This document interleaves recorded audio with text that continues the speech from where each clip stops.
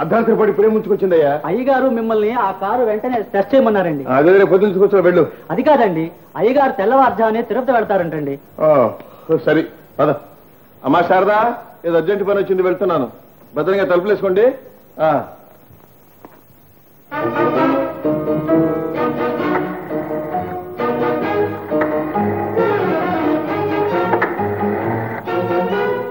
Hello hello hello police.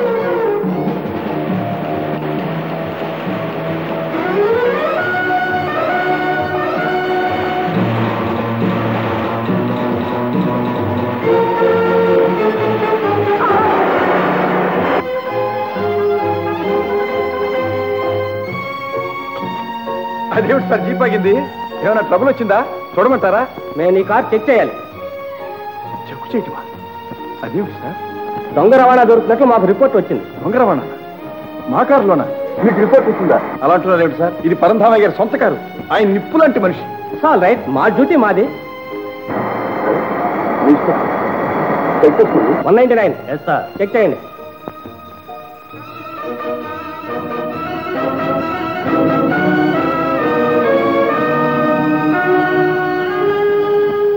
Sir 4 cases foreign whisky bottles ఉన్నాయి sir. You are under arrest. చాలా చిత్రంగా ఉంది. నా కారులో 4 కేసులు ఫారెన్ విస్కీ బాటిల్ సార్. అవన్నీ తర్వాత, ముందు పోలీస్ స్టేషన్ పద. సార్ ఒక చిన్న రిక్వెస్ట్, మా యజమాని గారింటికి వెళ్దాం. వారికి ఎలా వచ్చినాయి ఏమైనా తెలిసేమో కనుక్కుందాం. ఓకే పద. Thank you.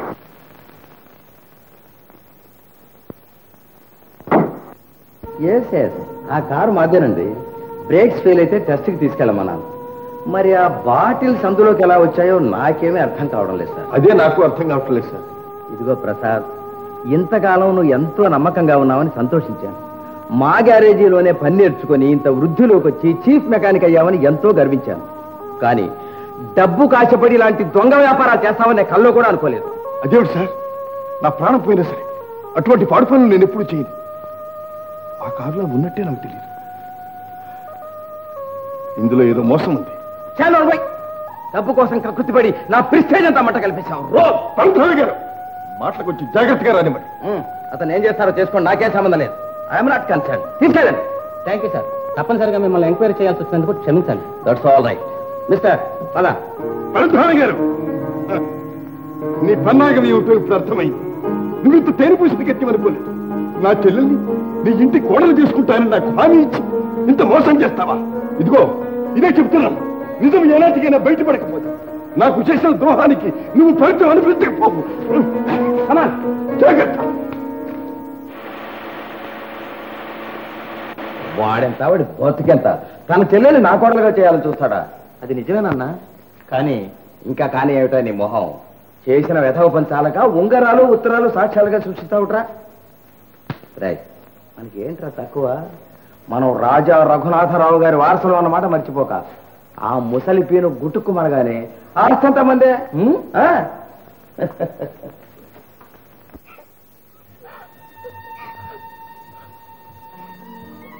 మంచి వాడనే భగవంతుడు ఎందుకు ఇలా శిక్షిస్తాడు అర్థం కాదు.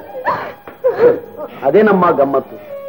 నేను జైలుకు వెళదామని ఎన్నో ప్రయత్నాలు చేశాను, కానీ ఒక్క పోలీసు నన్ను పట్టుకోలేదు. ఏమి నేరం చేయని ప్రసాద్ని అన్యాయంగా శిక్షించి 3 నెలలు జైలు తోశారు. ఇది ప్రపంచం. మీరేం బాధపడకండి, జరిగేది జరక్క మానదమ్మా.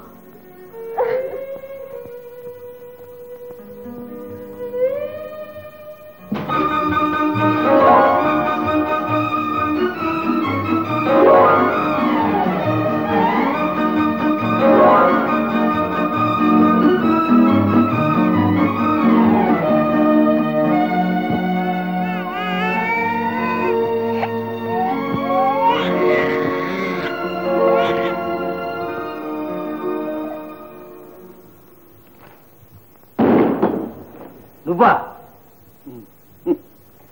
నేను ఏ ఆశ్చర్యపడుతున్నావా? చెయ్యని నేరం నా మీద మోపి 3 నెలలు శిక్ష వేయించినంత మాత్రాన చేసిన పాపం పోతుందనుకున్నావా? పరంధామయ్య, చేసిన ప్రతి నేరానికి శిక్ష ఉంది. నువ్వు చేసిన మోసానికి తగిన శాస్తి చేస్తాను. ఇలాంటి ప్రగల్భాలతోనే ఇంత దూరం తెచ్చుకున్నావు. జాగ్రత్త, ఇక ముందైనా నీ తాహత్ తెలుసుకుని బ్రతుకు. నీ బెదరింపులకు లొంగే ఘటం కాదు. నోరు సంభాళించుకుని మాట్లాడు. అసలు ఎందుకు వచ్చావు ఇక్కడికి? ఎందుక? నీ మనవణ్ణి నీకు అప్పగించవలసిన బాధ్యత నాకుంది, అందుకని వచ్చాను. ఏ గాలికో పుట్టిన ఈ దౌర్భాగ్యుణ్ణి నాకు మనవడు అంటావా? ఏం కుషా? అవునులే, నీ నీచ బుద్ధి పోనిచ్చావు కాదు. సాంప్రదాయాలు కట్టుబాట్లు ఉన్న కుటుంబాల్లోని మర్యాద నీకేం తెలుస్తుంది?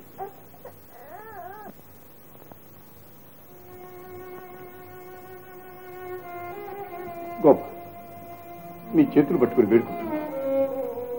అమాయకురాలైన నా చెల్లి జీవితం నాశనం చేశాను. తండ్రికి వెరచి విలాసాలకు మరగి ఇంతవరకు ముఖం చాటేశాం. అయిపోయింది, ఇది అయిపోయింది. ఎంతవరకైనా దౌర్బల్యం ఉంటుంది. పరిస్థితులు ఇంతవరకు వచ్చిన తర్వాత నేను స్వయంగా ప్రాధాన్యపడి అడుగుతున్నాను. చూడు, నీ బిడ్డ ముఖం చూసి నిజం. నాన్నగారు, ప్రసాద్ మాట విని నువ్వు నోరు మూసుకొని లోపలికి వెళ్ళు. పరంధామయ్య, ఎల్లకాలం నీ దౌర్జన్య సాగదు. 10 మందిలో నీ పాపం బయటపడతాను. నువ్వు పశ్చాత్తాపడేటట్టు చేస్తాను. నిధులు నీ నోటి వెంటే కక్కిస్తాను. అది ఇంకెంతో కాలంలో లేదు, త్వరలోనే వస్తుంది. జాగ్రత్త.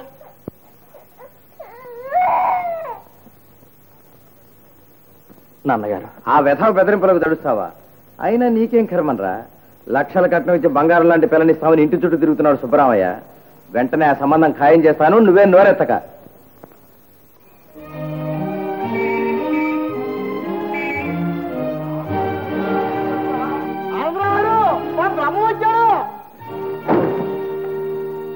సోదరులకు, సహృదయులకు, ఆత్మీయులకు నా హృదయపూర్వక నమస్కారాలు. నేడు చాలా సుదినం. భగవంతుని దయ వల్ల దూరమైన వాళ్ళ మళ్ళీ కలిశాం. అప్పిచ్చువాడు, వైద్యుడు. ఈ లెక్కలు మాకు వద్దు కానీ మా బాకీ బాకీ బాకీ బాకీ వస్తున్నా. ఆనందరావు గారు, మీకు ఇవ్వాల్సిన పద్దు నాకు బాగా గుర్తు. చెప్పు చూద్దాం. చెప్పనా? 373. అబ్బో, ఎంత గుర్తయ్యా నీకు? కానీ ఇప్పుడు నేను అలా ఇవ్వడం లేదు. అంతే, రౌండ్ ఫిగర్ చేసి 400గా ఇస్తున్నాను. సంతోషమా? ఇక నా నోట మాట రావట్లేదు. అయ్యా, మీ రుణం ఈ జన్మలో తీర్చుకుని కాపుతున్నారండి. వాళ్ళకి ఇవ్వద్దేంటి? భజగోవిందం బాబాయ్. బాబు, తల్లి తన బిడ్డను 9 మాసాలు తన కడుపులో దాచుకుంటుంది. కానీ బాబాయ్, నువ్వు నన్ను 10 మాసాలు నీ ఇంట్లో దాచుకున్నావు. నీ రుణం ఈ జన్మలో తీసుకుని. బాబాయ్, మానవుని జీవితంలో వెలుగు నీడలు ముందు వెనకలు సహజం. ఓర్పు వహించి మనిషిని మనిషిలాగా చూసేవాడే మనిషి. నీ ఓర్పు ఎన్నదగింది, నా నిజాయితీ నేను చెప్పను. మీ ఇంటి తాలూకుది 300, మీ ఓర్పుకి 100. సరిపోయిందా? ఆలస్యమైనందుకు క్షమించండి. ఇవ్వండి. ఏమిటి? సెకండ్.